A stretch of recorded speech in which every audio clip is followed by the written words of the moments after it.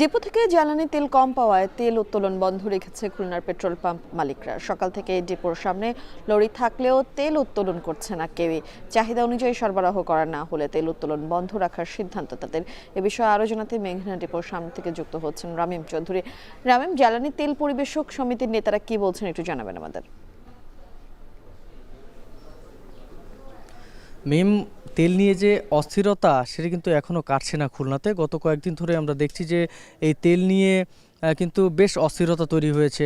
বিশেষ করে পেট্রোল পাম্পগুলোতে গেলেই কিন্তু অনেক পেট্রোল পাম্পে তেল আছে বলছে, অনেকে বলছে তেল নেই, অনেকে বলছে ডিজেল আছে বা পেট্রোল আছে বা অকটেন নেই। এরকম অস্থিরতা কিন্তু বেশ কয়েকদিন ধরে চলছে।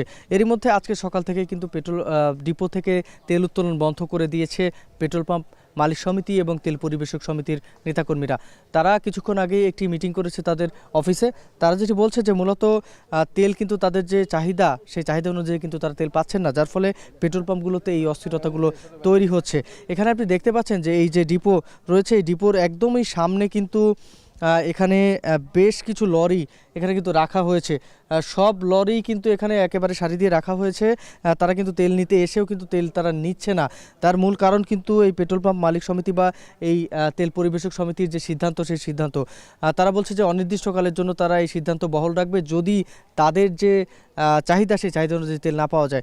আমরা শুনেছি যে গত কয়েকদিন ধরে কিন্তু তারা 3,60,000 লিটার তেল তারা পাচ্ছিলেন, তবে সেই তেল দিয়ে কিন্তু তারা তাদের যে পেট্রোল পাম্পগুলো সেটির যে ব্যবস্থাপনা সেটি কিন্তু তারা করতে পারছেন না। মাত্র 2 থেকে 3 ঘন্টা পর্যন্ত কিন্তু তারা এই তেল দিয়ে সাধারণ মানুষকে তেল দেওয়ার যে সাপোর্ট সেটি কিন্তু তারা দিতে পারছেন।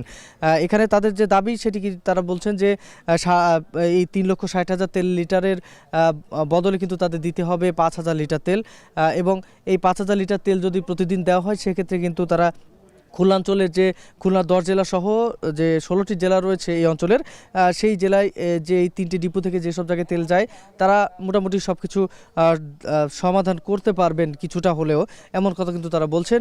তবে এই 5 লক্ষ লিটার কিন্তু পুরোপুরি তাদের যে চাহিদা সেটি কিন্তু না।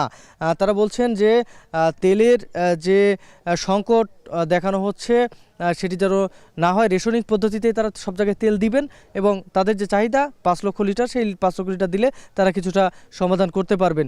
এর পাশাপাশি আমরা দেখেছি যে রাজশাহীতেও কিন্তু একই রকম অবস্থা। সেখানে কিন্তু পেট্রোল পাম্প ওনার্স অ্যাসোসিয়েশনের যারা রয়েছেন তারা একটি হুঁশিয়ারি দিয়েছেন যে সোমবারের মধ্যে যদি তারা তাদের চাহিদা অনুযায়ী তেল না পান সেক্ষেত্রে কিন্তু তারা এই একই রকম অবরোধের ডাক দিবেন। তো সব মিলিয়ে এই ছিল মিম আমার কাছে পেট্রোল পাম্পের এই অস্থিরতার সবশেষ খবর।